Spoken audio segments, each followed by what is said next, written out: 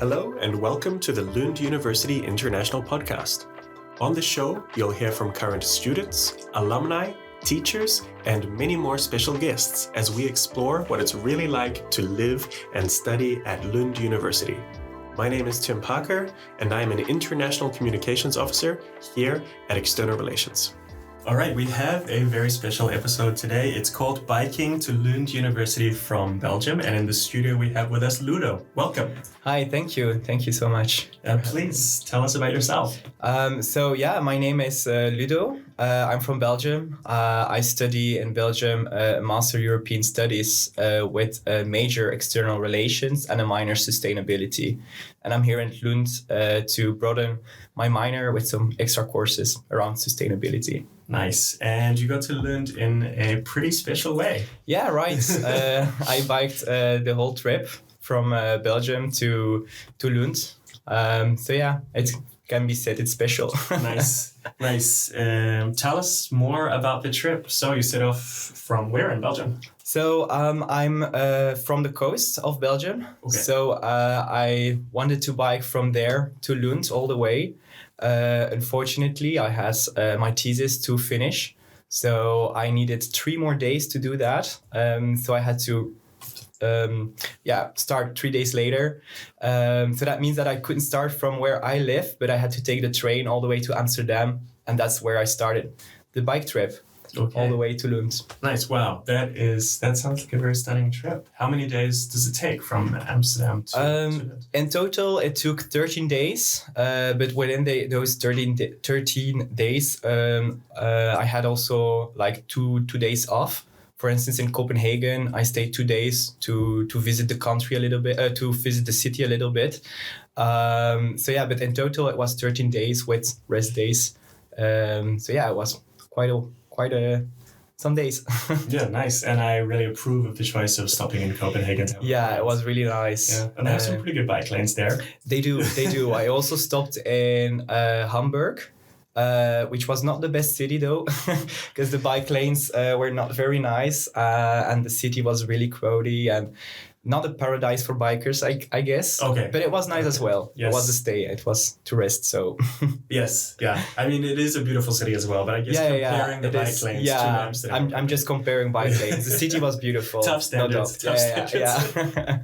Nice. And did you bike by yourself? No, my friends biked with me because he also dreamed to have like a big biking trip, and I was like, yeah, just join me, and so we biked together to Lund. Nice. Yeah. So I'm picturing you have some panniers on the back. Yeah, the full sets. I have 2 panniers in the back, 2 panniers on the front, and I have like a big duffel bag on the back as well to carry everything in a waterproof bag. Because if it would rain and you have a wet tent and a wet sleeping bag, that's not nice. So everything is really dry and well packed, I guess. It was 25 kilos actually in total. Wow. Yeah. Okay. I weighted it and was quite heavy. Yeah, it sounds like it. Well, yeah, again, we don't film these episodes, but you're looking very fit. Oh, well, thank you so much. Doing my best. Nice. And so you were camping every day in camping spots? Mostly camping indeed. We try to camp at people's gardens. There is like a special app. It's Camp Space. You can just go in the app and find people's gardens. You just message them if it's free. It's free. Well, then you book it and you can stay there for a really low price. That's really nice as well. And you often stay in a really nice garden, like very big. You have trees. There, like one time there was even a lot of fruit trees where we could just pick our fruit and eat it. So it was really nice and cute. Mostly gardens. When there was no gardens available where we were, mostly in Germany, for instance, we went into campings. So there we stayed just at the camping, just chill. However, in big cities like Bremen, Hamburg, it was difficult to find a camping or a garden. So then we stayed in hostels or hotels. So but we always tried to choose the hotels who are like sustainable. There exist like small, how do you call them? Tags that show that hotels are sustainable or not. So we tried to look for that. It was really really nice days everywhere. Perfect. And every day, how long were you biking for approximately? We aimed around the 100. Sometimes it was 19 or 85 kilometers. Kilometers. And how many hours does that take? Well, if you want to bike in one time, it can be done in 5 hours. But you're so tired that you take a lot of breaks. So usually we start really early in the morning, around 8, 9, and we bike until 6 in the evening. So the whole day we're biking and taking slowly or biking more slowly or taking some breaks. So in total, it would really take the whole day. But if you would count it like just the biking itself, it would 5 hours, I would say, something like that. Okay. Yeah. Nice. Good scenery along the way? Oh, it was beautiful all the way, really. We did enjoy a little bit less the cities. But that, I mean, yeah, you have to deal with it, I guess. Exactly. And as you're coming into the cities, right? There's, the traffic builds up and you get this kind of back into the urban environment. Yeah. Like in the city itself, it can be beautiful, but it's mostly like once you enter the surrounding areas of the city, it gets like a little bit less pretty, I would say, because you have like the industrial zones, and that's like not nice to cycle in. So yeah, but it's nice all the way. But really, the rural areas are so beautiful, especially Denmark. I was like, wow, so beautiful here. But all the way, just pretty landscapes. Only pretty landscapes, really. I've got a huge smile on my face right now. Yeah, so me too. I'm just thinking of all the landscapes, and I'm like, oh yeah, I want to go back again. So yeah, for sure. And I mean, now I'm just going off on a tangent, but there's a lifetime of cycle trails out there in Europe. I know. Yeah. I actually already have some plans for the next trip. So what is it? Iceland, man. I want to go to Iceland. Yeah, we heard about it on social media. I want to cycle the whole of Iceland. I saw a lot of people already have done it, and everyone is like, "Oh, it's so beautiful." It's hard though, but it's really beautiful, and just you're in nature. It's great. So Iceland is the next stop, I guess. Nice. That's really exciting. And I'm also curious about the preparation that you did for this trip. Yeah. Well, I thought the preparation would be way more than I actually did, because I was working on my thesis a lot before I started my trip. So I had to finish that one, and I wanted actually to train a lot, so that my legs could handle the everyday cycling. But unfortunately, I couldn't train that much. And preparation-wise, like packing, I did everything very last minute. So I was scared. Of course, we're doing the thesis. Yeah, I was scared of forgetting some things, but I mean, that's reality and you have to deal with it. And to plan actually the trip was really easy. There exists plenty of apps for biking or for hiking that you can just choose a trail. Or I use Komoot, for instance, a really easy favorite app, to be honest, where you just put your destination and the place where you start, and it just trails something, and then you can just move the road really easily. Like if you want to cross Hamburg, for instance, you just move the path to Hamburg, and it always tries to give you the most scenic routes or like the less uphill routes, So it's really nice and handy.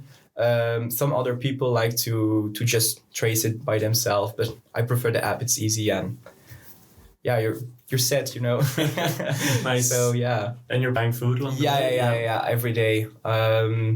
That's the nice part as well, because you don't have to carry too much food with you. I just carried a small amount of food for if we would happen to be in the middle of nowhere, which is never the case actually in Europe. Yeah. So I bought some instant noodles, really easy. For if we were hungry, we could just eat instant noodles. But mostly we just crossed some bakeries. We went into the bakeries, bought some breads. We just ate and then we left again. Okay. So it was mostly, the bakeries or little supermarkets or local farmers. I don't know. It's really... Ooh, that sounds wholesome. Yeah. We also stayed at a farmer's house in Denmark. And he sold like little small products that he made himself. So that's really cute. And in Denmark, it was the only country I saw it. But in Denmark, a lot of people are selling stuff at the front door. So just leave money. And you can take things with you like honey or apples, a lot of vegetables. So that was really nice to see. I couldn't buy them though. I didn't have the Danish currency, but it was really nice. Yeah. Wow, that really sounds like a dream. Yeah. Yes. Really, it was a dream all the way, actually. Perfect. I'm thinking you've inspired a lot of people with your. Oh well, I hope so actually, because I really want people to just try it once. And I guess if you try it once, you either have it like, oh my God, I'm so into it, I will do it for the rest of my life, or you're more like, okay, that's not my fit, and then you will try something else. But I guess if people take it slowly and do it like properly, they will love it for sure. Like it's impossible to not love the scenic routes, and okay, it's hard, but even though so beautiful. Yes, so. Exactly. Well, I mean, now that we're on the topic of inspiring people, I guess it's best to start with shorter day trips and things like that. Yeah, exactly. Yeah. Just start with maybe 1 or 2 days. Like you can try 1 day and see how many kilometers you can do in a day. And then you can try a 2-day trip, or you can just immediately start a 2-day trip, but start slowly, like maybe 50 kilometers a day, so that you get used to it. Because sitting like for 50 kilometers is a long time. Yes. And your ass will hurt. Yeah. I mean, it's fair, but you will get used to it. Like it's just a matter of getting used to it. And once you're used to it, it's easy peasy, I guess. Yeah. It's that point about getting like some aches and pains. Yeah. It's true. And that's the thing that you don't realize until you actually experience it. No, right. But just try it slowly, and one day, 2 days, and then you will see it, and then you will think about it. Okay, did I really enjoy it? At the moment itself, you will be like, oh, I'm hurting myself. It's so long. It's like a long way. I'm still not there. So you will have a lot of thoughts saying, okay, I don't like this. But once you did it, it's like the fulfillment of like, I did it. That really rushes into you. And it's like, wow, I did this. I saw all this. Okay, it hurt. But it's like, the positive reward is higher than the pain you're having, or like the toughness. So yeah, the reward is so much bigger, I guess. Nice. Yeah. Nice. I'm happy to hear it. I hope it makes sense what I'm saying. I think it does. It makes perfect sense. You're selling it very well. Okay. And I got to ask about highlights. I mean, you've already described so many memorable moments. Yeah. Anything in particular that you haven't mentioned? Well, I mean, the highlights, there are so many highlights.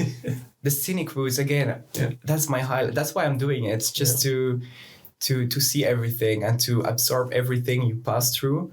And that's actually also why I started cycling in the first place, because I wanted to travel a lot, but I didn't want to use the plane very often. So I was like, okay, what should I do? Well, just take the bike, and I will see so many landscapes in one day.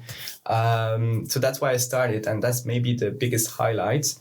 But maybe also the meeting people. You meet so many people on the way. It's crazy. Like you're just stopping somewhere, taking a break, eating your bread, and some people will come over and will be like, wow, that's so many. Those are so many bags on your bike. What are you doing? Where are you going? And then you're just explaining, yeah, I'm from Belgium. I'm going to Lund, Sweden. Oh, wow, that's crazy. So you're just starting a conversation with people like everywhere. But you also meet a lot of people from, I would say, the community, the biking community or bikepackers. And you just exchange some information like, where are you going? Oh, I'm going that way. You're going that way. Oh, that's nice. We could cycle for a little bit together. And you're really bonding with people without even knowing their names, I guess. But it's really, it just feels so rewarding to meet people and talk to them and just, have a casual conversation with them. I love that, really. Nice. Yeah. Really small things, I guess. Indeed. And I mean, you were biking towards Lund the whole way. So how did it feel to arrive? Well, at the beginning, I mean, you don't really realize because you're still feeling like, okay, I have to do some more kilometers, even though you are there actually. And you're really, really tired. I have to be honest. You're just so tired that you don't really realize you are here. I would say. Okay, truthful. Just I just need to take a rest, and then it starts to. I start to realize, okay, I'm here. Wow, I did all this, and then if you look on the map, from Belgium to Sweden, it's quite a while actually. So like, oh wow, I did this. It's just it's amazing, an amazing feeling, really. Yeah. Nice. Yeah, well, from Belgium to southern Sweden. Yeah, If you went all southern the way up to Sweden. northern Yeah, Sweden, it's it something would else again. take Yeah. Weeks more. So that's I know. True. fun fact that Yeah. Italy is closer to southern Sweden than northern Sweden is. Oh, really? Yeah. I didn't know that. Wow, that's amazing. Yeah, every though. time you hear that one, you're like, whoa, that's... Yeah. And how do you think the trip impacted your mindset for getting ready for this academic term? Oh, that's a good question. Yeah. Well, it will sound a bit, I don't know, cheesy maybe, but I feel like now that I did all this trip, I'm like, okay, I can start this semester easily, because I was a bit stressed. I will be honest. It's like a new universities, new courses, new professors. Everything is new, so you have to adapt a little bit. But I'm like, okay, I adapted to this big biking trip. I will adapt to this academic trajectory again. Like it will be easy as well. It's just a matter of getting used, to it. So I would say maybe something like this. Yeah. Yeah. I guess people have been asking you a little bit about your trip since you've been here. Yeah. They have been asking a lot, so I have to repeat everything. So now I can just say, listen to the podcast. It will be fun. You can just put it out. Yeah. Nice. And your friends, did they go back home? Yeah, he went back home, not with the bike, because that would take too long and he had to work immediately. Okay. So he took the train actually, which was, I'll be honest, I don't know if I can say it was a pain in the ass, because he had to take the train with his bike. But Yes. some trains don't allow bikes, or only allows a certain amount of bikes. So he had to wait for some trains, or some trains didn't show up. I don't remember the story, but he took 2 full days to get home. Okay. So that's a really long time with the train. But he managed to do so. So that's nice. But it was just awful for him. He actually started his journey at 5 a.m. in the morning. Okay. And he arrived 2 days later at night. So yeah, really long time with the train. Yes. Okay. So what you're saying is would have been more pleasant for him to cycle home. I guess so. Yeah, but it would take more time. But actually, if you go without the bike, with the train, you could do it in 1 day. It's just the bike that takes longer. Yeah. Got you. And did you have some nice conversations out there with your friend when you were cycling, or were you? Yeah. Okay, that's gotta be good as that's well. actually so good. Like mostly in the beginning of the day, because you're not really tired. You just let a lot of hours, so you're like, okay, no, I can go for it. So you talk a lot. You just, talking about life, talking about the scenic routes, talking about the little birds we just saw, or there was like even a deer we saw in rural area. So we're like, look at that deer there. So yeah, just about nature a lot, about life, about what we will do next trip, about everything actually. But towards the end of the day, you're like mentally so tired that you're just like, okay, just going straight forward. Focusing on the balance. Yeah, we're not talking too much, just talking a little bit. There could even be some frustrations just because you're so tired, Actually, I could say this. While biking a whole day, you're actually losing around 2,500 calories. So that's really a lot. And that's actually what makes you really tired.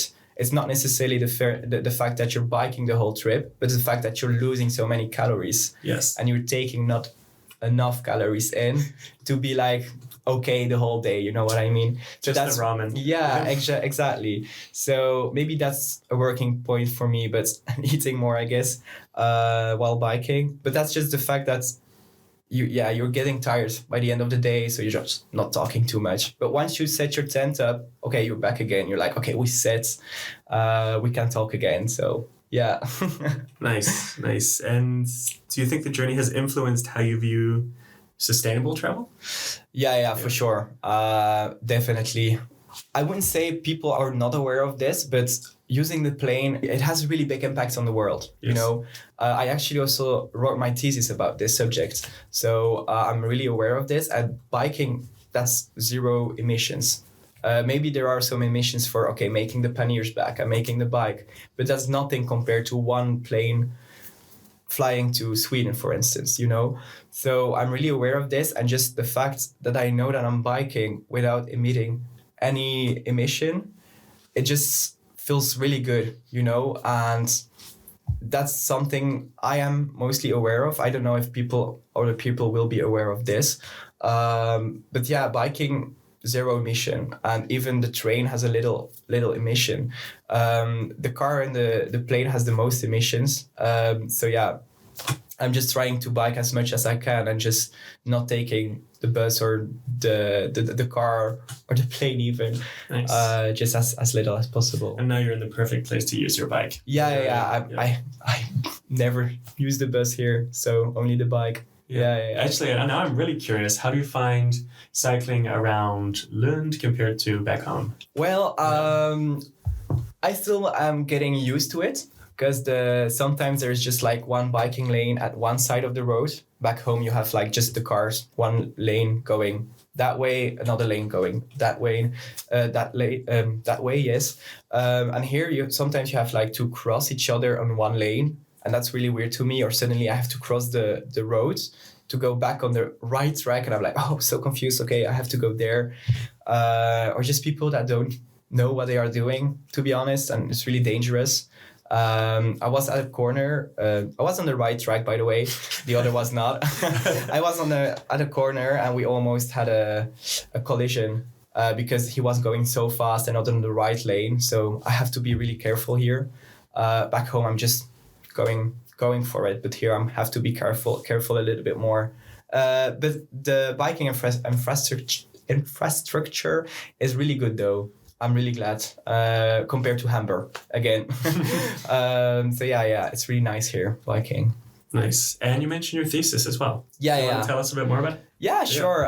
In my thesis, I actually conducted a research to analyze the impact the European Union has on promoting green travel.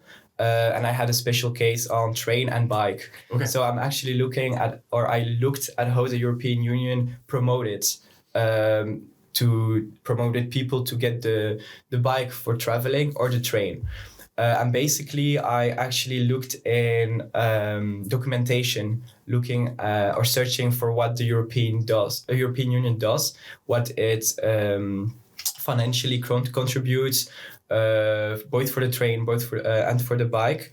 And what I actually saw is that the European Union tries to do as much as it can. However, the budget is really limited. For the train, I could say it's safe. Like in 10 years, it will be way better than it is now, because they have a lot of projects making like train tracks for the whole of Europe. Yes. For instance, from going to Barcelona to Paris, for instance. That's just maybe a fictional example. But there is also a train track going to Malmö soon for long distances. Maybe Amsterdam, Malmö, I don't remember very well. And that will be okay for around 2030. However, for the biking, it tries to finance a lot of biking lanes. There is the Eurovelo organization who actually has biking lanes that cross the whole of Europe, so several countries. And a lot of these are financed by the European Union. So the European Union really tries to better the infrastructure. However, they are only focusing on some tracks, and some tracks are really underfinanced. So there is something going in there, but there is still a lot of work to do, you see.